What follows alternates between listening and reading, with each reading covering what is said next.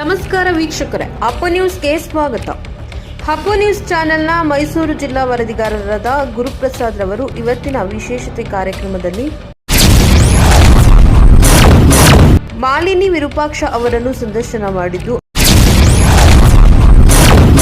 ಅವರು ಮಾಡುವ ಸಂಘಟನೆ ಮತ್ತು ಸಮಾಜ ಸೇವೆ ಕಾರ್ಯಕ್ರಮಗಳನ್ನು ನಮ್ಮ ಅಪ್ಪು ನ್ಯೂಸ್ ಚಾನೆಲ್ನಲ್ಲಿ ಹಂಚಿಕೊಂಡಿದ್ದರು. ನಮಸ್ತೆ. ಏನಿವತ್ತು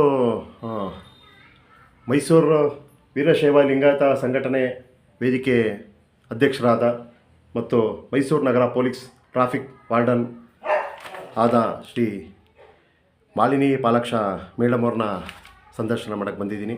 ಅಪ್ಪು ಕನ್ನಡ ನ್ಯೂಸ್ ಚಾನಲ್ ವರದಿಗಾರ ಗುರುಪ್ರಸಾದ್ನೊಂದಿಗೆ.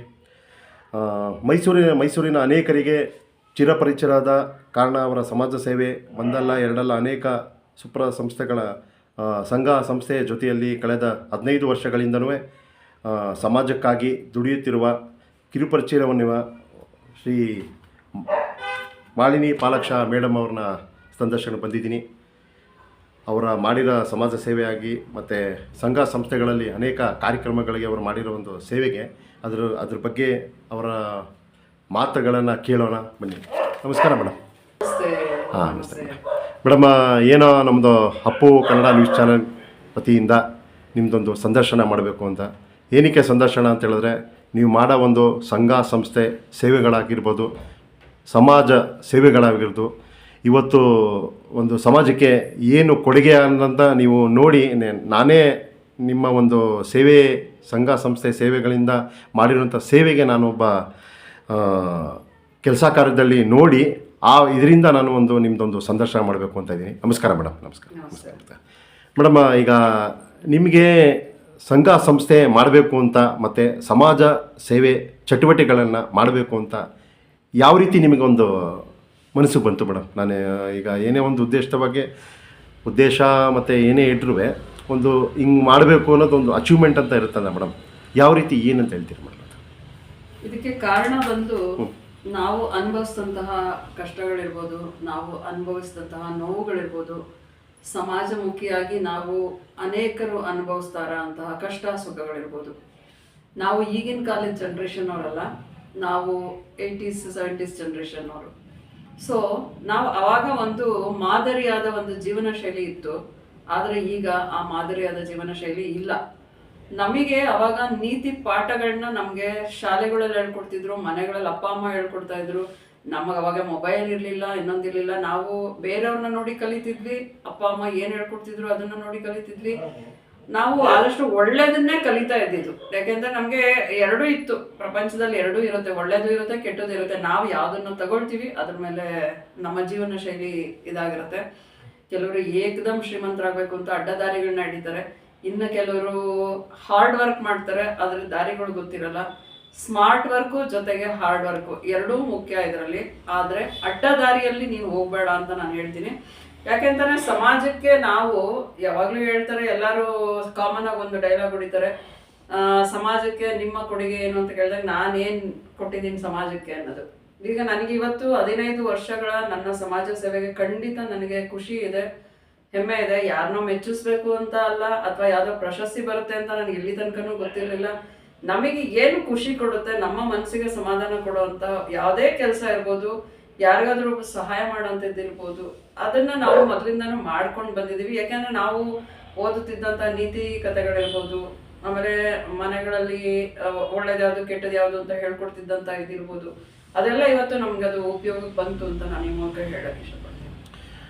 ಮೇಡಮ್, ಈಗ ನೀವೀಗ ಮೈಸೂರು ನಗರ ಪೊಲೀಸ್ ವಾರ್ಡನ್ ಆಗಿದ್ರಿಂದಲ್ಲ, ದಸರಾ ಅಂದರೆ ನಿಮಗೆ ವಿಶ್ವವಿಖ್ಯಾತ ದಸರಾ ನಾಡ ಹಬ್ಬ. ಆ ಒಂದರಲ್ಲಿ ನಿಮಗೊಂದು ಸೇವೆ ಮಾಡಬೇಕು ಅನ್ನೋ ಏನಕ್ಕೆ ಲಕ್ಷಾಂತರ ಜನ ಎಲ್ಲೆಲ್ಲ ಇಡೀ ವಿಶ್ವವಿಖ್ಯಾತ ಎಲ್ಲ ಕಡೆಯಿಂದನೂ ಮೈಸೂರು ದಸರಾ ನೋಡೋಕ್ಕೆ ಬರ್ತಾರೆ ಮೇಡಮ್. ಆ ಟೈಮಲ್ಲಿ ನೀವು ಆ್ಯಕ್ಚುಲಿ ಒಂದು ಚೂರು ಜಾಗ ಇರೋಲ್ಲ, ನಡ್ಕೊಂಡು ಹೋಗ್ಬೇಕಾಗಲಿ ಏನೇ ಆ ವಾರ್ಡನ್ನು ಮಾಡ್ತೀರಿ. ನಿಮ್ಗೆ ಅದು ಅನುಭವಗಳೇನು ಮೇಡಮ್? ಈಗ ಅಷ್ಟು ಲಕ್ಷಾಧಿಕರೇ ಅಷ್ಟು ಜನಗಳಲ್ಲಿ ಎಷ್ಟೇ ಪೊಲೀಸು ಎಷ್ಟೇ ವಾರ್ಡನ್ ಮಾಡಿ ಕಂಟ್ರೋಲ್ ಮಾಡೋಕ್ಕೆ ಕಷ್ಟ ಟ್ರಾಫಿಕ್ ಇದರಲ್ಲಿ. ಆದರೆ ನೀವು ಅದನ್ನು ಜನಗಳ ಮಧ್ಯ ಯಾವ ರೀತಿ ನಿಮಗೆ ಅನಿಸ್ತದೆ ಮೇಡಮ್? ಅದು ಆ್ಯಕ್ಚುಲಿ 2012ರಲ್ಲಿ ಕಮಿಷನರ್ ಸಲೀಂ ಅವರು ಟ್ರಾಫಿಕ್ ವಾರ್ಡನ್ ಅಂತ ಒಂದು ಆರ್ಗನೈಸೇಷನ್ನ ಇದನ್ನ ಮಾಡಿದ್ರು, ಇಂಡಕ್ಟ್ ಮಾಡಿದ್ರು. ಅದು ಡಿಪಾರ್ಟ್ಮೆಂಟ್ಗೆ ಸಂಬಂಧಪಟ್ಟದ್ದು ಆರ್ಗನೈಸೇಷನ್. ಅದು ಮೈಸೂರು ಸಿಟಿ ಪೊಲೀಸ್ ಅಂತಾನೆ. ಅಂದ್ರೆ ಸೇಮ್ ಏನು ಟ್ರಾಫಿಕ್ ಪೊಲೀಸ್ನವ್ರಿಗೆ ಏನು ರೂಲ್ಸ್ ರೆಗ್ಯುಲೇಷನ್ಸ್ ಇರುತ್ತೆ ಅದೇ ರೂಲ್ಸ್ ರೆಗ್ಯುಲೇಷನ್ಸ್ ನಮಗೂ ಇರುತ್ತೆ. ಆದ್ರೆ ನಾವು ಅದನ್ನ ಗೌರವಾನ್ವಿತ ಸೇವೆ ಅಂತ ಹೇಳ್ಬಿಟ್ಟು ತಗೊಳ್ತಾ ಇದ್ದೀವಿ ಅಂತ ಅಂದ್ಬಿಟ್ಟು ಅವರು ನಮ್ಗೆ ಒಂದು ಪೇಪರ್ ಆಡ್ ಕೊಟ್ಟಿದ್ರು. ಸೊ ನಮ್ಗೆ ಅದೊಂದು ಕ್ಯೂರಿಯಾಸಿಟಿ, ಯಾಕೆಂತಂದ್ರೆ ಅವಾಗೆಲ್ಲ ಪೊಲೀಸ್ನವ್ರನ್ನ ಮಾತಾಡ್ಸಕ್ಕೆ ಭಯ ಪಡ್ತಾ ಇದ್ದಂತ ಕಾಲ. ಪೊಲೀಸ್ನವ್ರು ಬರ್ತಿದ್ದಾರೆ ಅಂತಂದ್ರೆ ಅಯ್ಯೋ ಯಾಕಪ್ಪ ಅವ್ರು ಪೊಲೀಸ್ನವ್ರ ಸವಾಸ ಅಂತ. ಬಟ್ ನಮ್ಗೆ ಯಾವಾಗ ಈ ಆಪರ್ಚುನಿಟಿ ಸಿಕ್ತು, ನಾವು ಹೋದ್ವಿ, ಮೀಟ್ ಮಾಡಿದ್ವಿ ಏನಿದೆ ಅನ್ನೋದು. ಅವಾಗ ಒಂದು 35 ಜನ ಜಾಯಿನ್ ಆದ್ರು, ಅಂದ್ರೆ ಸ್ವಯಂ ಸೇವಕರಾಗಿ. ಅದ್ರಲ್ಲಿ ಏನು ಅಂತಂದ್ರೆ ಅವ್ರದ್ದು ರೂಲ್ಸ್ ಏನು ಅಂದ್ರೆ ಯೂನಿಫಾರ್ಮ್ ಕೂಡ ನಾವೇ ಹೊಲ್ಸ್ಕೋಬೇಕಿತ್ತು, ಕ್ಯಾಪು ನಮ್ದೆ, ಶೂ ಕ್ಯಾಪ್ ಇಂದ ಶೂ ವರ್ಗು ನಮ್ದೇನೆ, ನಾವೇ ಇನ್ವೆಸ್ಟ್ ಮಾಡಿದೀವಿ. ಹೆಚ್ಚು ಕಮ್ಮಿ ಅವಾಗಿನ ಕಾಲಕ್ಕೆ 2012ರಲ್ಲೇನೆ ಅದು 5,000 ರೂಪಾಯಿ ಟೋಟಲ್ ಎಲ್ಲ ಸೇರಿ. ಸೊ ಎಲ್ಲರೂ ಖುಷಿಯಿಂದ ಮಾಡಿದ್ವಿ. ಅದು ಏನು ಅಂತಂದ್ರೆ ನಮ್ಗೆ ಅಷ್ಟೇ ಗೌರವನೂ ಕೊಟ್ರು, ಯಾಕಂದ್ರೆ ನಾವೆಲ್ಲ ಬಂದು ಫ್ರೀಯಾಗಿ ಮಾಡ್ತಾ ಇದ್ದಿದ್ದು ಸೇವೆ ಆಗಿರೋದ್ರಿಂದ ಡಿಪಾರ್ಟ್ಮೆಂಟ್ ಅವರು ಕೂಡ ನಮ್ಗೆ ಅಷ್ಟೇ ಗೌರವನ ಕೊಡ್ತಾ ಇದ್ರು. ಏನಂತಂದ್ರೆ ನಮ್ಗೆ ರೂಲ್ಸ್ ಏನಿರುತ್ತೆ ಅಂತಂದ್ರೆ ವಾರದಲ್ಲಿ 4 ಅವರ್ ಟ್ರಾಫಿಕ್ ಕಂಟ್ರೋಲಿಂಗಿಗೆ ಟ್ರಾಫಿಕ್ ಪೊಲೀಸ್ನವ್ರಿಗೆ ಸಹಾಯ ಮಾಡ್ತಕ್ಕಂಥದ್ದು ಇರ್ಬೋದು. ಮತ್ತೆ ಟ್ರಾಫಿಕ್ ಅವೇರ್ನೆಸ್ ಪ್ರೋಗ್ರಾಮ್ಸ್, ಶಾಲಾ ಕಾಲೇಜುಗಳಲ್ಲಿ traffic awareness programmes. Okay, traffic awareness programmes ಅಂತಂದ್ರೆ ನಾವು ಹೆಚ್ಚು ಕಮ್ಮಿ ಹೈಸ್ಕೂಲ್ ಮಕ್ಕಳು ಮತ್ತೆ PUC ಮಕ್ಕಳಿಗೆ ಆದಷ್ಟು ಕಾನ್ಸಂಟ್ರೇಟ್ ಮಾಡ್ತೀವಿ. ಯಾಕೆ ಅಂತಂದ್ರೆ ಹೈಸ್ಕೂಲ್ ಮಕ್ಕಳುಗಳು 18 ಇಯರ್ಸ್ ಆಗಿರಲ್ಲ, ನೆಕ್ಸ್ಟ್ ಅವರು ಗಾಡಿ ಓಡಿಸೋ ಲೆವೆಲ್ಗೆ ಬರ್ತಾರೆ, ಮೈಂಡ್ ಮೆಚುರಿಟಿ ಅವಾಗ ಬರುತ್ತೆ ಅಂತ ನಾವು ಅವ್ರನ್ನ ಆದಷ್ಟು ಯಾವ್ಯಾವ ತರ ರೂಲ್ಸ್ ಇರಬೇಕು, ಯಾಕೆ ಹೆಲ್ಮೆಟ್ ಹಾಕ್ಬೇಕು, ಯಾಕೆ ಸೀಟ್ ಬೆಲ್ಟ್ ಹಾಕ್ಬೇಕು, ಆ ಥರದ್ದೆಲ್ಲ ಹೇಳ್ಕೊಡ್ತಾ ಇದ್ವಿ. ಇನ್ನ ದಸರಾ ಟೈಮ್ ಇರ್ಬೋದು, ಮತ್ತೆ VVIPs ಇರ್ಬೋದು, ಮತ್ತೆ ಆಷಾಢ ಫ್ರೈಡೇಸ್ ಇರ್ಬೋದು, ಪ್ರತಿ ಒಂದು ಸ್ಪೆಷಲ್ ಅಕೇಶನ್ಸ್ ಏನಿರುತ್ತೆ ಮೈಸೂರಲ್ಲಿ, ಅವಾಗ ನಮ್ಮ ಟ್ರಾಫಿಕ್ ವಾರ್ಡನ್ಸ್ ಗಳ ಜವಾಬ್ದಾರಿ ಹೆಚ್ಚಿರುತ್ತೆ. ಯಾವಾಗ ಟ್ರಾಫಿಕ್ ಪೊಲೀಸ್ನವರು ಅವರು ಕಷ್ಟ ಪಡ್ತಾ ಇರ್ತಾರೆ, ಅವರಿಗೆ ನಾವು ಕೈ ಜೋಡಿಸ್ತೀವಿ ಅಷ್ಟೇ ಇಲ್ಲ. ಬಟ್ ಏನಂದ್ರೆ ನಾವು ಸ್ವಯಂವಾಗಿ ಮಾಡೋದ್ರಿಂದ ನಮಗೆ ಖುಷಿಯಿಂದ ನಾವು ಮಾಡ್ತೀವಿ ಅದನ್ನ, ಕೆಲಸನ ಪ್ರಾಮಾಣಿಕವಾಗಿ ಮಾಡ್ತೀವಿ. ಯಾಕೆ ಅಂತಂದ್ರೆ ನಮ್ಗೆ ಯಾವುದೇ ಸಂಬಳ ಇರೋದಿಲ್ಲ, ಯಾವುದೇ ಡಿಪಾರ್ಟ್ಮೆಂಟ್ ಇಂದ ಬೇರೆ ಯಾವುದೇ ಸಹಾಯ ಕೂಡ ನಾವು ಬಯಸಿಲ್ಲ, ಇಲ್ಲಿ ತನಕನೂ ಬಯಸೋದು ಇಲ್ಲ. ನಾವಾಗ ಸ್ವಯಂವಾಗಿ ಬಂದಿರೋದ್ರಿಂದ ನಾವು ಮಾಡ್ತಾ ಇದೀವಿ. ಇಂಥ ಸಿಚುಯೇಷನ್ಸ್ ಅಲ್ಲಿ ಕಳೆದ 12 ವರ್ಷಗಳಿಂದನೂ ನಾವು ದಸರಾ ಡ್ಯೂಟಿ ಮಾಡ್ತಿದೀವಿ. ಅನೇಕ ಇನ್ಸಿಡೆಂಟ್ಸ್ಗಳು ನಡೆದಿದೆ, ಒಳ್ಳೇದು ಆಗಿದೆ, ಕೆಟ್ಟದ್ದು ಆಗಿದೆ. ಸೊ ಅದನ್ನ ನಾವು ಕೆಟ್ಟದನ್ನ ನಾವು ಯಾವತ್ತೂ ಅದನ್ನ ಸೈಡಿಗೆ ಇಟ್ಬಿಟ್ಟು ನಾವು ಬಂದಿರೋ ಕೆಲಸ ಏನಿದೆ ಅದನ್ನ ಮಾತ್ರ ಮಾಡ್ಕೊಂಡು ಹೋಗ್ತಾ ಇದೀವಿ ಅಷ್ಟೇ. ಈಗ ನಾವ್ ಹೆಂಗ್ ವರ್ಕ್ ಮಾಡ್ತಿದೀವಿ ಅಂತಂದ್ರೆ ಪಬ್ಲಿಕ್ ಪೊಲೀಸ್ನವ್ರನ್ನ in between the police and the public ನಾವು ಬ್ರಿಡ್ಜ್ ತರ ಕೆಲಸ ಮಾಡ್ತಾ ಇದೀವಿ ಅವರಿಗೆ. ಈಗ ಕೆಲವು ಸಲ ಪಬ್ಲಿಕ್ ಏನ್ ಮಾಡ್ತಾರೆ, ಪೊಲೀಸ್ನವ್ರನ್ನ ಕೇಳಕ್ ಆಗ್ದಲ್ಲ ಇದ್ದ ಎಷ್ಟೋ ಜನ ಲೇಡೀಸ್ಗಳು ಸೊ ನಮ್ಮ ಹತ್ರ ಬಂದು ಡೈರೆಕ್ಟ್ ಆಗಿ ಓಪನ್ ಆಗಿ ಮಾತಾಡ್ತಾರೆ, ಮೇಡಮ್ ಹಿಂಗಿದೆ, ಎಲ್ಲಿ ಹೋಗ್ಬೇಕು, ಇಂಥ ದಾರಿ ಎಲ್ಲಿದೆ, ಬಸ್ ಸ್ಟಾಪು. ಈ ದಸರಾದಲ್ಲಿ ಕೆಲವೊಂದು ಒನ್ ವೇ ಮಾಡಿರ್ತಾರೆ, ಮತ್ತೆ ಕೆಲವೊಂದು ಬಸ್ ಸ್ಟಾಪ್ಗಳನ್ನ ಚೇಂಜ್ ಮಾಡಿರ್ತಾರೆ. ಅಂತ ಟೈಮ್ಗಳಲ್ಲಿ ಎಲ್ಲಿಗೆ ಹೋಗ್ಬೇಕು ನಾವು, ಎಲ್ಲಿ ಬಸ್ ಹತ್ಬೇಕು, ಮತ್ತೆ ಇಲ್ಲಿ ಆಟೋದವರು ತುಂಬಾ ಜಾಸ್ತಿ ಅಮೌಂಟ್ ಕೇಳ್ತಾರೆ. ಸೊ ಆ ಟೈಮಲ್ಲಿ ನಾವು ಆಟೋದವ್ರಿಗೆ ಎಷ್ಟೋ ಸಲ ಅಡ್ವೈಸ್ ಮಾಡ್ಬಿಟ್ಟು ಕರ್ಕೊಂಡೋಗಿ ಇಲ್ಲಿಂದ ಇಲ್ಲಿಗಲ್ವಾ ಅಂತಂದಾಗ ಆಟೋದವ್ರು ಕೂಡ ಕೆಲವು ಸಲ ಅವರು ಒಬ್ಲೈಸ್ ಮಾಡಿದ್ದಾರೆ. ಬಟ್ ಕೆಲವು ಸಲ ಅವ್ರುಗಳ್ದು ಕೂಡ ಕಷ್ಟ ಇರುತ್ತೆ. ಯಾಕೆಂತಂದ್ರೆ ಕೆಲವು ಸಲ ಅವ್ರು ಒನ್ ವೇ ಆಗಿರೋದ್ರಿಂದ ಬೇರೆ ರೂಟಲ್ಲಿ ಹೋಗ್ಬೇಕಾಗುತ್ತೆ, ಅವ್ರ ಪೆಟ್ರೋಲ್ ಕಾಸ್ಟ್ ಅದನ್ನೆಲ್ಲ ಅವರು ಎಕ್ಸ್ಪೆಕ್ಟ್ ಮಾಡ್ತಾರೆ. ಸೊ ನಾವು ರಿಕ್ವೆಸ್ಟ್ ಮಾಡಿದಾಗ ನಾವು ಪೊಲೀಸ್ನವ್ರ ತರ ಆರ್ಡರ್ ಮಾಡಕ್ ಬರಲ್ಲ ನಮ್ಗೆ. ನಾವು ರಿಕ್ವೆಸ್ಟ್ ಮಾಡ್ತೀವಿ ಅವ್ರಿಗೆ, ದಯವಿಟ್ಟು ಅವ್ರಿಗೆ ಒಂದು ಸಹಾಯ ಮಾಡಿ, ಪಾಪ ಹೊರಗಿಂದ ಬಂದಿದ್ದಾರೆ, ನಮ್ಮ ಮೈಸೂರು ಜನ, ನಾವು ಹೊರಗಿನವ್ರಿಗೆ ಸಹಾಯ ಮಾಡಬೇಕು ಅಂತ ನಾವು ಕೇಳ್ಕೊಂಡಾಗ ಖಂಡಿತ ಮಾಡಿದ್ದು ಉಂಟು. ಮತ್ತೆ ಇನ್ನು ಕೆಲವರು ಏನಂದ್ರೆ ಟ್ರಾಫಿಕ್ ವಾರ್ಡನ್ ಆಗಿ ಜಾಯಿನ್ ಆಗ್ಬೇಕು ಅಂತ ಬರ್ತಾರೆ, ಆದ್ರೆ ಅವ್ರ ಕೈಲಿ ಇರಕ್ಕಾಗಲ್ಲ. ಯಾಕೆಂದ್ರೆ ನಾವು ಅವಾಗ ಬಿಸಿಲು ಮಳೆ ಅನ್ನಂಗೆ ಕೆಲಸ ಮಾಡಿದೀವಿ. ಯಾಕೆಂತಂದ್ರೆ ನಾವು ಡೆಡಿಕೇಶನ್, ನಾವು ಬಂದ್ಬಿಟ್ಟಿದೀವಿ, ಮಾಡ್ಬೇಕು ಅಂತ ಕಮಿಟ್ ಆಗಿದೀವಿ, ಮಾಡ್ತಾ ಇದೀವಿ. ಆದ್ರೆ ಎಲ್ಲರೂ ಆ ಕೆಲಸ ಖಂಡಿತ ಮಾಡಕ್ ಆಗಲ್ಲ. ಎಷ್ಟೋ ಜನ ನಿಮ್ಗೆ ಹೆಂಗೆ ಬಿಸಿಲಲ್ಲಿ ನಿಂತ್ಕೊಂಡೆಲ್ಲ ಮಾಡ್ತೀರಾ, ಮತ್ತೆ ಮಳೆ ಎಲ್ಲ ನಿಂತ್ಕೊಂಡೆಲ್ಲ ಮಾಡ್ತೀರಾ, ಯಾಕೆ ಬೇಕು ನಿಮ್ಗೆ ಇದೆಲ್ಲ, ಸಂಬಳ ಇಲ್ಲ ಏನಿಲ್ಲ, ಇದೇ ಟೈಮ್ನ ನೀವು ಬೇರೆದು ಕೊಟ್ರೆ ಅಟ್ಲೀಸ್ಟ್ ದುಡ್ಡಾದ್ರೂ ಬರುತ್ತಲ್ವಾ ಅಂತ ಅಂದಿದ್ದು ಉಂಟು. ನೀವು ಅದ್ರಲ್ಲ ಲೇಡೀಸ್ ಆಗಿ ನೀವು ಸ್ಕಿನ್ ಎಲ್ಲ ಹಾಳು ಮಾಡ್ಕೊಂಡು ಏನಕ್ಕೆ ಬೇಕು ನಿಮ್ಗೆ ಅಂತೆಲ್ಲ ಹೇಳಿದ್ದು ಉಂಟು. ಆದ್ರೆ ನಾವು ಒಂದು ಕಮಿಟ್ ಆಗಿ 12 ವರ್ಷದಲ್ಲಿ ಪ್ರಮಾಣ ವಚನ ಸ್ವೀಕಾರ ಮಾಡಿ ಇದನ್ನ ತಗೊಂಡಾಗ, ಸರ್ಟಿಫಿಕೇಟ್ ನ ತಗೊಂಡಾಗ ಅದಕ್ಕೆ ಬದ್ಧವಾಗಿರ್ಬೇಕು ಅನ್ನೋದು ನಮ್ಮ ಒಂದು ಇಚ್ಛೆ. ಹಾಗಾಗಿ ಆ ಬದ್ಧತೆಯನ್ನ ನಾವು ಇಲ್ಲಿ ತನಕನೂ ನಡ್ಸ್ಕೊಂಡು ಹೋಗ್ತಾ ಇದೀವಿ, ಇನ್ ಮುಂದಕ್ಕೂ ನಡೆಸ್ತೀವಿ. ಕೈಯಲ್ಲಿ ಶಕ್ತಿ ಇರೋ ತನಕನೂ ನಾವು ಏನು ಮಾಡೋಕ್ಕಾಗತ್ತೆ ಅದನ್ನ ಖಂಡಿತ ಮಾಡ್ತೀವಿ ಅಂತ ನಾನು ಹೇಳ್ತೀನಿ. ಮೇಡಮ್, ಈಗ ಸಮಾಜ ಸೇವೆ ಆಗಲಿ, ಸಂಘ ಸಂಸ್ಥೆಗಳಾಗಲಿ, ನೀವು ಹೇಳಿದ್ರಲ್ಲ ವಾರ್ಡನ್ ಕೆಲಸಗಳಾಗಲಿ, ಏನೇ ಮಾಡಬೇಕಾದ್ರೂ ಒಂದು ಮನಸ್ಬೇಕು, ನಾನು ಇಂಥದ್ದು ಮಾಡಬೇಕು ಅನ್ನತ್ತ. ಆ ಸಮಾಜ ಸೇವೆಗೆ ಮಾಡಲೇಬೇಕು ನಾನು ಅಂತ ಹೆಂಗೆ ನಿಮಗೆ ಬಂತು ಮೇಡಮ್ ಮನಸ್ಸಿಗೆ? ಈಗ ಸಮಾಜ ಸೇವೆಗೆ ಈಗ ನೀವು ಹೇಳ್ದಂಗೆ ಎಷ್ಟೋ ಜನ ಬರ್ತಾರೆ, ನೀವು ಹೇಳ್ದಂಗೆ ಬಿಟ್ಟು ಹೊಂಟೋಯ್ತಾರೆ. ಆದರೆ ಸಮಾಜ ಸೇವೆನೇ ನಾನು ಮಾಡಬೇಕು, ಅದರಲ್ಲಿ ಏನೇ ಇದ್ದಾದ್ರೂ ಒಂದು ಸಾಧನೆ ಮಾಡಬೇಕು ಅಂತ ನೀವೊಂದು ಮನಸ್ಸಿಗೆ ಬಂದಿದ್ದು ಯಾವ ರೀತಿ ಮೇಡಮ್? ಸರ್, ಇವಾಗ ಏನಾಗುತ್ತೆ ಅಂತಂದ್ರೆ ನಮ್ಮೆಲ್ಲ ಒಬ್ರು ನಂಬಿಕೆ ಇಟ್ಟು ನೀವು ದಯವಿಟ್ಟು ಬರಬೇಕು ನಮ್ಮ ಕಾರ್ಯಕ್ರಮಕ್ಕೆ ಅಂತ ಕರೀತಾರೆ. ಸೊ ನಾವು ಅವ್ರಿಗೆ ನಮ್ಮ ಮೇಲೆ ನಂಬಿಕೆ ಇಟ್ಟು ಗೌರವವಾಗಿ ನಮ್ಮನ್ನ ಅವರು ಗೌರವಿಸಿದಾಗ ನಾವು ಕೂಡ ಅವ್ರಿಗೆ ಅದನ್ನೇ ಕೊಡಬೇಕು, ಗೌರವ ಕೊಡಬೇಕು. ಆ ಥರ ಎಷ್ಟೋ ಸಲ ನನಗೆ ಅನ್ಸಿದೆ, ಅಯ್ಯೋ ಇವ್ರು ಈ ಕಾರ್ಯಕ್ರಮ ಪಾಪ ನನ್ನ ಅಷ್ಟೊಂದು ಪ್ರೀತಿಯಿಂದ ಕರೆದಿದ್ದಾರೆ, ಮನೆಗೆ ಬಂದು ಇನ್ವೈಟ್ ಮಾಡಿದ್ದಾರೆ, ಫೋನಲ್ಲಿ ಹೇಳಿದ್ದಾರೆ, ನಾನು ಹೋಗ್ದಲ್ಲೇ ಇದ್ರೆ ಚೆನ್ನಾಗಿರಲ್ಲ. ಅದೇ ತರ ಈ ಕೆಲಸಗಳು ಕೂಡ ಈಗ ನಮ್ಮ ಮೇಲೆ ನಂಬಿಕೆ ಇಟ್ಟು ಅವರು ಒಂದು ಜವಾಬ್ದಾರಿನ ಕೊಟ್ಟಿದ್ದಾರೆ. ಸಮಾಜಮುಖಿ ಕೆಲಸ ಇರ್ಬೋದು ಅಥವಾ ಬೇರೆ ಇರ್ಬೋದು, ಇನ್ನೊಂದಿರ್ಬೋದು. ಆ ಜವಾಬ್ದಾರಿ ಅನ್ನೋದು ಮನುಷ್ಯನ್ಗೆ ಯಾವಾಗ ಬರುತ್ತೆ ಅವಾಗ ನಿಮ್ಗೆ ಆಟೋಮೆಟಿಕ್ ಆಗಿ ಆ ಕೆಲಸ ಕಾರ್ಯಗಳಿಗೆ ಇನ್ವಾಲ್ವ್ ನೀವೇ, ಏನು ಎಕ್ಸ್ಪೆಕ್ಟೇಷನ್ ಇಲ್ದಂಗೆ ನೀವೇ ಇನ್ವಾಲ್ವ್ ಆಗ್ತಾ ಹೋಗ್ತೀರಾ. ಈಗ ಮೈಸೂರು ಕನ್ನಡ ವೇದಿಕೆ ಅಲ್ಲೂ ಅಷ್ಟೇ, ನಾನು ಅವರೆಲ್ಲ ಹೋರಾಟಗಳೆಲ್ಲ ಮಾಡುವಾಗ ನನ್ಗೊಂದ್ಸಲ ಕೇಳಿದ್ರು, ದಯವಿಟ್ಟು ಬನ್ನಿ ನೀವು ನೋಡಿ ಮಹಿಳೆಯರಿಗೆ ಮೇಲೆ ಅತ್ಯಾಚಾರ ಆಗಿದೆ, ನಿಮ್ಮಂತ ಮಹಿಳೆಯರ ಬರ್ಲಿಲ್ಲ ಅಂತಂದಾಗ ಹೆಂಗೆ ಅಂತಂದಾಗ ನಾನು ದಾರಿಲಿ ಹೋಗ್ತಿದ್ದವಳು ಅವ್ರ ಜೊತೆ ಜಾಯಿನ್ ಆದೆ. ಅದು ನಮ್ಗಿರುತ್ತೆ ಸಾಮಾಜಿಕ ಜವಾಬ್ದಾರಿ, ಅದು ಪ್ರತಿಯೊಬ್ಬರಿಗೂ ಸಾಮಾಜಿಕ ಜವಾಬ್ದಾರಿ ಅನ್ನೋದು ಇರಬೇಕು. ಪ್ರತಿಯೊಬ್ಬರಿಗೂ ಇದ್ರೇನೆ ನಾವು ಸಮಾಜ ಸುಧಾರಣೆ ಮಾಡಕ್ ಸಾಧ್ಯ. ಆಗ ಹೌದು, ಯಾರೋ ಒಬ್ಳಿಗೆ ಹೆಣ್ಮಕ್ಳಿಗೆ ಅತ್ಯಾಚಾರ ಆಗಿದೆ ನನಗೇನಕ್ಕೆ ಅಂತ ನಾನ್ ಮನೆಗೆ ಬಂದಿದ್ದಿದ್ರೆ ನನ್ನ ಜವಾಬ್ದಾರಿ ಏನಲ್ಲಿ. ಅದೇ ತರ ಪ್ರತಿಯೊಂದ್ರಲ್ಲೂ ನನ್ನ ಇನ್ವಾಲ್ವ್ಮೆಂಟ್ ಇದೇ ತರನೇ, ನಮ್ಮ ಜವಾಬ್ದಾರಿಗಳು ಕೆಲವೆಲ್ಲ ಇದಾವೆ ಸಮಾಜಕ್ಕೆ ಅಂತ ಅಂದಾಗ ನಾವು ಒಂದೊಂದಾಗಿ ಇನ್ವಾಲ್ವ್ ಆಗ್ತಾ ಹೋದ್ವಿ ಸರ್. ಆಮೇಲೆ ಇನ್ನೊಂದು ನಾನೇ ಸ್ವತಃ ಒಂದು ಕಾರ್ಯಕ್ರಮದಲ್ಲಿ ನೋಡಿದೆ ನಿಮ್ಮನ್ನ. ಮಳೆ ಬರದಿರೋ ಸಂಭವ ಆಗೋದಾಗಲಿ, ಪಕ್ಷಿಗಳಿಗೆ ಯಾವುದೇ ರೀತಿ ನೀರು ಸಿಗಲ್ಲ. ನೀವು ಹೇಳ್ದಂಗೆ ಇವತ್ತು ಟವರಿಂದ, ನೆಟ್ವರ್ಕ್ಗಳಿಂದ ಎಲ್ಲ ಗುಮ್ಚಕ್ಕಿ ಆಗಲಿ ಪಕ್ಷಿಗಳೆಲ್ಲ ಎಲ್ಲೂ ಕಾಣ್ತಾನೂ ಇಲ್ಲ, ಮುಂದಕ್ಕೆ ಕಾಣೋದು ಇಲ್ಲ, ಗೊತ್ತಿಲ್ಲ. ಆದರೆ ನಾನೊಂದು ಕಾರ್ಯಕ್ರಮ ನೋಡ್ಬೇಕಾದ್ರೆ ನೀವು ರಾಮಸ್ವಾಮಿ ಚಾಮರಾಜ ಡಬಲ್ ರೋಡಲ್ಲಿ ನೀವೊಂದು ಕಾರ್ಯಕ್ರಮ ನೋಡಿದೆ. ಏನು ಅಂದರೆ ನೀವು ಮರಗಳಿಗೆ ಒಂದು ನೀರನ್ನ ಇಟ್ಬಿಟ್ಟು ಪಕ್ಷಿಗಳು ನೀರು ಕೊಡಿ. ಅದು ಎಲ್ಲರಿಗೂ ಮಾಡೋ ಮನಸ್ಬೇಕು ಮೇಡಮ್. ಇವತ್ತು ಸ್ವಾರ್ಥ, ನಾನು ಚೆನ್ನಾಗಿರಬೇಕು, ನಮ್ಮ ಮನೆಯವ್ರು ಚೆನ್ನಾಗಿರಬೇಕು ಅಂತ ಒಂದು ಇದರಲ್ಲಿ ನೀವು ಆ ಥರ ಒಂದು ಮನಸ್ಸಿಗೆ ಬಂದಿದ್ದು ಹೆಂಗೆ ಮೇಡಮ್? ಯಾವ ರೀತಿ ನಿಮಗೆ ಬಂತು ಮೇಡಮ್ ಆಯಿತು ಅಂತ? ಸರ್, ನಮಗೆ ಮೊದಲಿಂದನೂ ಪ್ರಾಣಿ ಪಕ್ಷಿಗಳನ್ನ ಪ್ರಕೃತಿ ಅಂತಂದ್ಮೇಲೆ ಪ್ರತಿಯೊಂದನ್ನು ನಾವು ಇಷ್ಟಪಡಬೇಕು. ಯಾಕೆಂದ್ರೆ ಭಗವಂತ ಸೃಷ್ಟಿ ಮಾಡಿರೋಂಥ ಪ್ರತಿಯೊಂದು ಜೀವಿಗೂ ಬದುಕು ಹಕ್ಕಿದೆ. ಅಂತದ್ರಲ್ಲಿ ನಾವು ಕರೋನಾ ಟೈಮಲ್ಲಿ ನಾವು ನೋಡಿದ್ವಿ, ಇರುವೆಗಳಿಗೆ ಕೂಡ ಆಹಾರ ಇರಲಿಲ್ಲ ಆ ಟೈಮಲ್ಲಿ. ಯಾಕೆಂತಂದ್ರೆ ಎಷ್ಟೋ ದಿನಸಿ ಅಂಗಡಿಗಳು ಬಾಗ್ಲಾಕಿತ್ತು, ಎಷ್ಟೋ ಸ್ವೀಟ್ ಸ್ಟಾಲ್ಗಳು, ಬೇಕರಿಗಳು ಎಲ್ಲ ಬಾಗ್ಲಾಕಿದ್ರಿಂದ ಇರುವೆಗಳು ಕೂಡ ಆಹಾರ ಇರ್ತಿರ್ಲಿಲ್ಲ. ಅಂತ ಪರಿಸ್ಥಿತಿನ ಕೂಡ ನೋಡಿದ್ವಿ. ಸೊ ಅದಕ್ಕಿಂತ ಹೆಚ್ಚಾಗಿ ಫಸ್ಟ್ ನಿಮ್ಗೆ ನಮ್ಮ ಸುತ್ತಮುತ್ತಲಿರುವಂತ ಪರಿಸರದಲ್ಲಿರುವಂತ ಯಾವುದೇ ಪ್ರಾಣಿ ಇರ್ಬೋದು, ಪಕ್ಷಿ ಇರ್ಬೋದು, ಅದು ಕೂಡ ನಮಗೂ ಜೀವಿಸಕ್ಕೆ ನಮ್ಮಂತೆ ಹಕ್ಕಿದೆ ಅನ್ನೋದನ್ನು ಮೊದಲನೇದಾಗಿ ತಿಳ್ಕೊಬೇಕು. ಈಗ ಬೇಸಿಗೆನಲ್ಲಿ ಏನಾಗುತ್ತೆ ಅಂತಂದ್ರೆ ನಿಮ್ಗೆ ಮನುಷ್ಯಗೆ ನೀರಿರಲ್ಲ ಕುಡಿಲಿಕ್ಕೆ, ಅವರೇ ಎಲ್ಲಿಂದನೋ ತಗೊಂಬರ್ತಾರೆ. ಅಂಥದ್ರಲ್ಲಿ ಅವ್ರಿಗೆ ಆಶ್ರಯ ಅಂತ, ನಮ್ಗಳ್ಗಾದ್ರೂ ಒಂದು ನೆರಳಿದೆ, ಮನೆ ಇದೆ, ಅಥವಾ ಬಾಯಿ ಬಿಟ್ಟು ನಾವು ಕೇಳ್ತೀವಿ ಇಂಥದ್ದು ಬೇಕು ಅಂತ. ಆದ್ರೆ ಪ್ರಾಣಿ ಪಕ್ಷಿಗಳು, ಮೂಕ ಪ್ರಾಣಿ ಪಕ್ಷಿಗಳು ಯಾರನ್ನ ಕೇಳ್ತಾವ?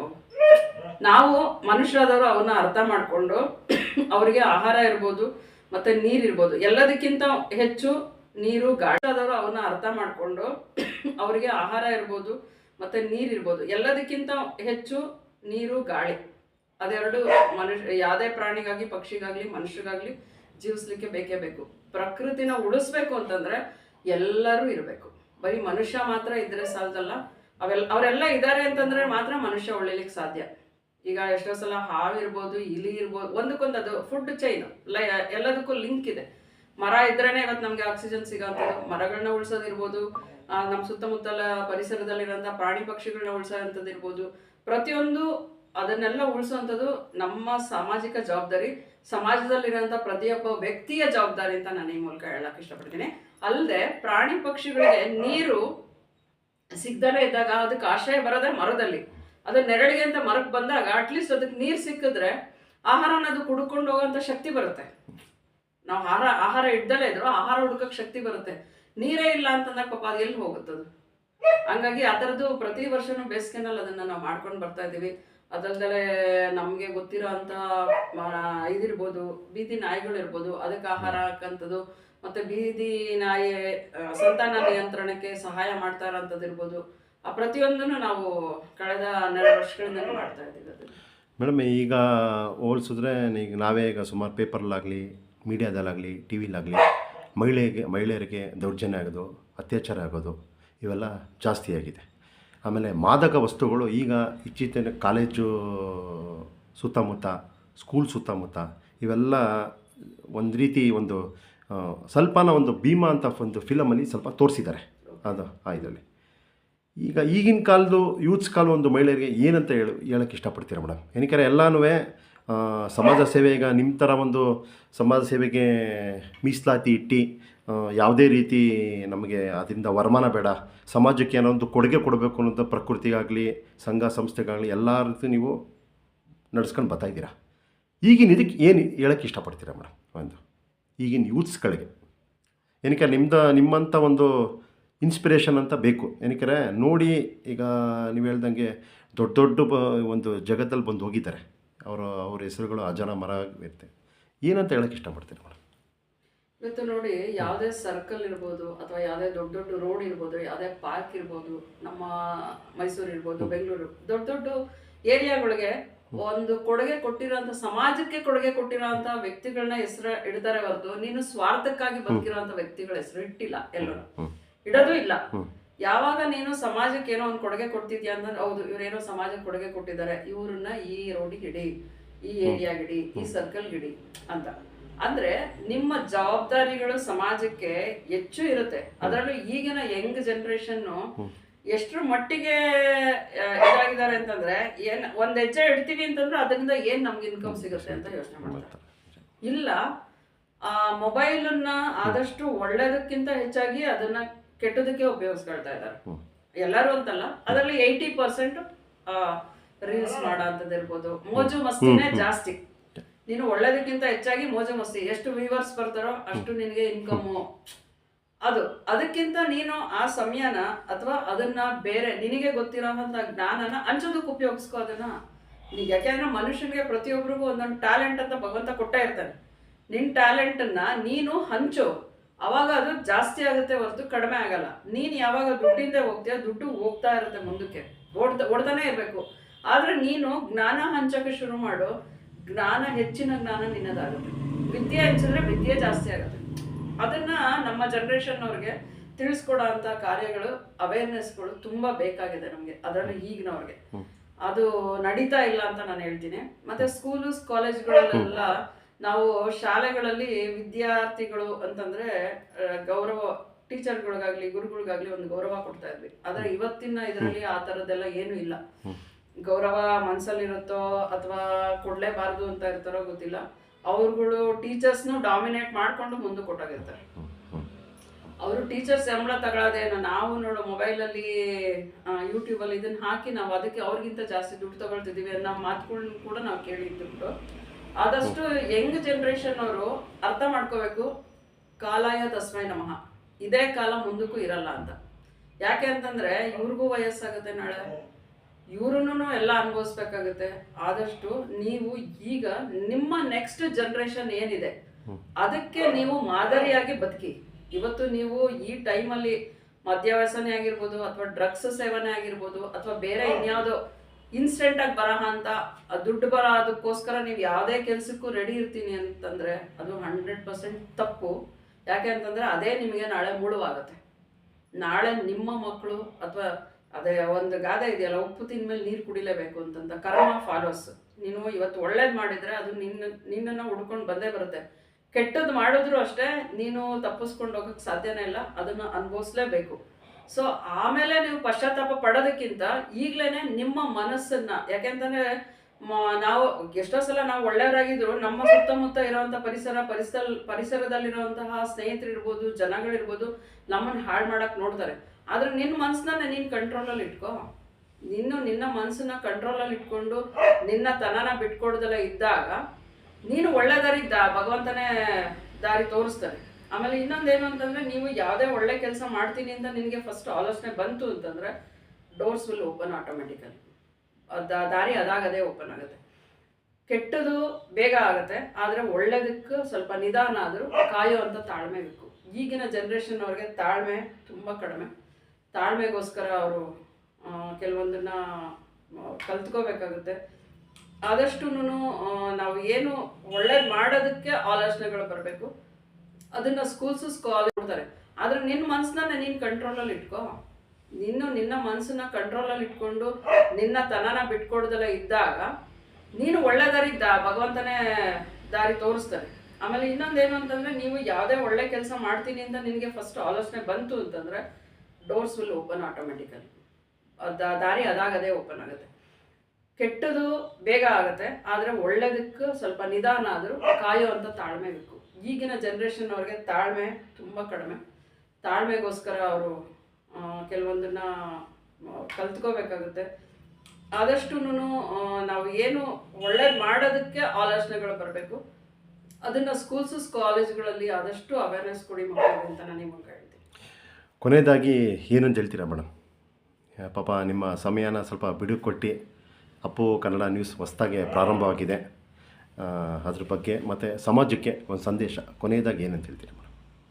ಈಗ ನಾವು ಒಂದು ಸೊಸೈಟಿಗೆ ಏನೋ ಮಾಡೋಕ್ಕೆ ಅಂತ ನಾನು ಹೊರಟಾಗ್ಲೇನೆ ನನಗಿದೆಲ್ಲ ಏನೂ ಅರಿವಿರ್ಲಿಲ್ಲ. ನನ್ನ ಹೆಸರು ಪೇಪರಲ್ಲಿ ಬರುತ್ತೆ ಅಂತನೋ, ಅಥವಾ ನಾನು ಟಿವಿನಲ್ಲಿ ಬರ್ತೀನಿ ಅಂತನೋ, ಅಥವಾ ನಂಗೆ ಇಷ್ಟೊಂದೆಲ್ಲ ಪ್ರಶಸ್ತಿಗಳು ಬರುತ್ತೆ ಅಂತನೋ, ಅಥವಾ ರಾಜ್ಯೋತ್ಸವ ಪ್ರಶಸ್ತಿ ಬರುತ್ತೆ ಅಂತನೋ ಏನೂ ಅನ್ಕೊಂಡಿರ್ಲಿಲ್ಲ ನಾನು.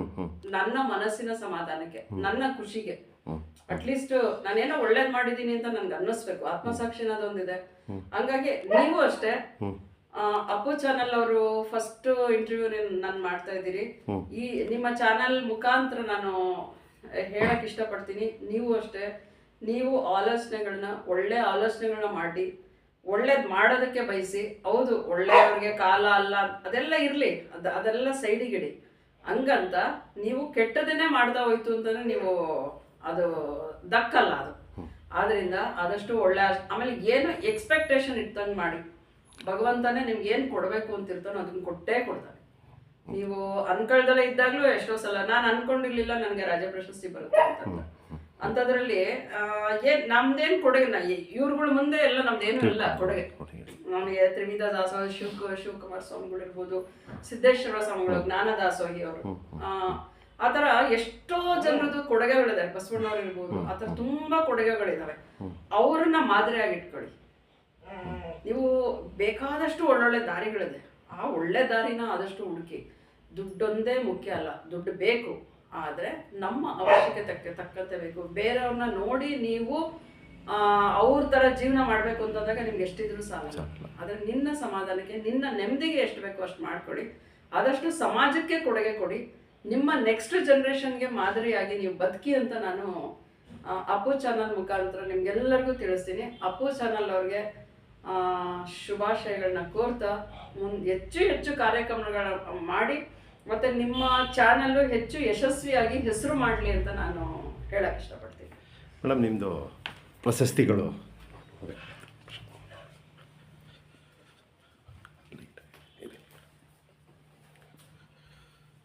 ಲೈಟ್ಸ್ ಎಲ್ಲ ಲೈಟ್ಸ್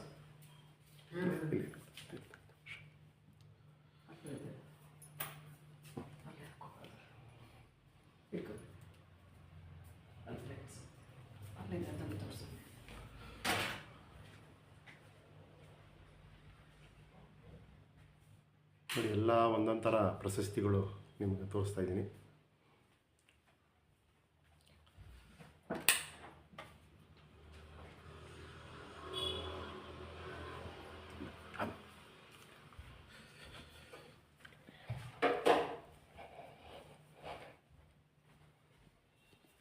ಇದು ನಾನು 2011ರಲ್ಲಿ ನಾಗರಿಕ ಬಂದೂಕು ತರಬೇತಿ ಶಿಬಿರದಲ್ಲಿ ರೈಫಲ್ ಟ್ರೈನಿಂಗ್ ಮಾಡಿದಾಗ ಕೊಟ್ಟಂತ ಪ್ರಶಸ್ತಿ ಇದು. ಆಮೇಲೆ ಇದು ಬಂದು ನ್ಯೂಸ್ ವೈರ್ ಚಾನೆಲ್ ಅವರು ವುಮೆನ್ ಸೋಷಿಯಲ್ ಆಕ್ಟಿವಿಸ್ಟ್ ಅಂತ ಅಂದ್ಬಿಟ್ಟು ವುಮೆನ್ಸ್ ಆಫ್ ಸಬ್ಸ್ಟೆನ್ಸ್ ಅಂತ ಅಂದ್ಬಿಟ್ಟು ಒಂದು ಅವಾರ್ಡ್ ಕೊಟ್ಟಿದ್ದು. ಆಮೇಲೆ ಇದು ಬಂದು ಇದರಲ್ಲಿ ಕೆಳದಿ ಚೆನ್ನಮ್ಮ ಅನ್ನೋ ಹೆಸರಲ್ಲಿ ವೀರವನಿತಾ ಪ್ರಶಸ್ತಿ ಕೊಟ್ಟಿದ್ದು, ಇದು ಶಿಕಾರಿಪುರ ಅದರಲ್ಲಿ.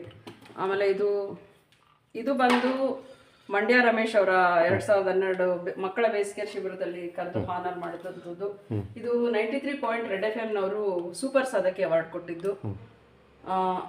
ಅದೇ ಥರ ಅದು ಸ್ವರ್ಣಶ್ರೀ ಅವಾರ್ಡ್ ಅಂತ ಅಂದ್ಬಿಟ್ಟು ಅದು ಬಂದು ನಮ್ಮ ಇವರು ಲವ್ ಇಂಡಿಯಾ ಅಂತ ಅಂದ್ಬಿಟ್ಟು ಇದರಿಂದ ಸಿಕ್ಕಂಥ ಪ್ರಶಸ್ತಿ.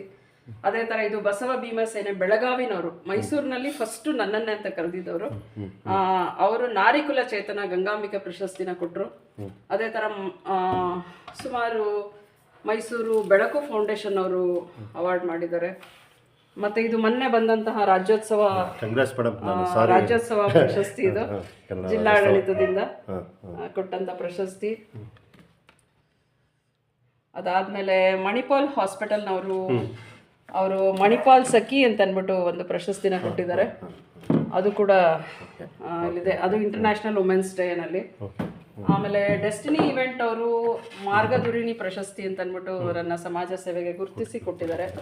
ಅದೇ ಥರ ಮೈಸೂರು ಹೃದಯಂತರ ಕನ್ನಡಿಗರು ಸಂಸ್ಥಾಕ ಅಧ್ಯಕ್ಷರು ಇದನ್ನು ಕೊಟ್ಟಿದ್ದಾರೆ, ನಮ್ಮ ಅಪ್ಪುದೇ ಇದೆ ನೋಡಿ ಇಲ್ಲಿ ಫೋಟೋ, ಕನ್ನಡ ರಾಜ್ಯೋತ್ಸವದ ದಿವಸ ಇದನ್ನ ಕೊಟ್ಟಿದ್ದಂಥದ್ದು. ನಾಲ್ವಡಿ ಕೃಷ್ಣರಾಜ ಪ್ರಶಸ್ತಿ. ಅದೇ ಥರ ಜೀವನದಿ ಕಾವೇರಿ ಪ್ರಶಸ್ತಿ ಕಾವೇರಿ ಬಳಗದವ್ರು ಕೊಟ್ಟಿದ್ದಂಥದ್ದು. ಆಮೇಲೆ ಇಲ್ಲೋ ಇವ್ರದ್ದು ಮೊನ್ನೆ ನಾವು ಕನ್ನಡ ರಾಜ್ಯೋತ್ಸವದಕ್ಕೋಸ್ಕರ ಅವಿಳಗೋಳ ಶ್ರೀ ನಾರಾಯಣರಾವ್ ಪ್ರಶಸ್ತಿ ಕೂಡ ಕೊಟ್ಟಿದ್ದಂಥದ್ದು. ಸುಮಾರು ಜನಸ್ಪಂದನ ಹಿತರಕ್ಷಣಾ ವೇದಿಕೆಯವರು ಮನೆಗೆ ಬಂದು ಇದೊಂದು ಪ್ರಶಸ್ತಿ ಕೊಟ್ಬಿಟ್ಟೋದ್ರು. ಮನೆಗೆ ನೀವು ಕಾರ್ಯಕ್ರಮಕ್ಕೆ ಬರೋಕ್ಕಾಗಲಿಲ್ಲ, ನಾನು ಹೋಗೋಕ್ಕಾಗಲಿಲ್ಲ ಅಂದ್ಬಿಟ್ಟು ಮನೆಗೆ ಬಂದ್ಬಿಟ್ಟು ಕೊಟ್ಟೋದ್ರು. ಇದು ಈ ಥರ ಅನೇಕ ಇದೆ ಪ್ರಶಸ್ತಿಗಳು. ಪ್ರಶಸ್ತಿಗೋಸ್ಕರ ಇಲ್ಲಿ ತನಕ ನಾವು ಕೆಲಸ ಮಾಡಿಲ್ಲ. ಅದೇನೋ ಭಗವಂತನ ಆಶೀರ್ವಾದನೋ ಹಿರಿಯವ್ರನ್ನ ಮಾಡಿದಂಥ ಆಶೀರ್ವಾದನೋ ಏನೋ ಇಲ್ಲಿವರೆಗೂ ನಮಗೆ ಇದಾಗಿದೆ. ಬಟ್ ನಮ್ಮ ಸಾಮಾಜಿಕ ಕಾರ್ಯ ನಾವಿರೋವರೆಗೂ, ನಮಗೆ ಶಕ್ತಿ ಇರೋವರೆಗೂ ಖಂಡಿತ ಮುಂದುವರಿಯುತ್ತೆ, ಅದು ನಿಲ್ಲಿಸೋದಿಲ್ಲ ಅಂತ ಇಷ್ಟು ಸಮಯ ಕೊಟ್ಟು ಒಂದು ಸಂದರ್ಶನಕ್ಕೆ ಒಂದು ಸಮಯ ಕೊಟ್ಟಿದ್ದಕ್ಕೆ ಅಪ್ಪು ಕನ್ನಡ ನ್ಯೂಸ್ ಕಡೆಯಿಂದ ಕೃತಜ್ಞತೆಗಳು ಮೇಡಮ್.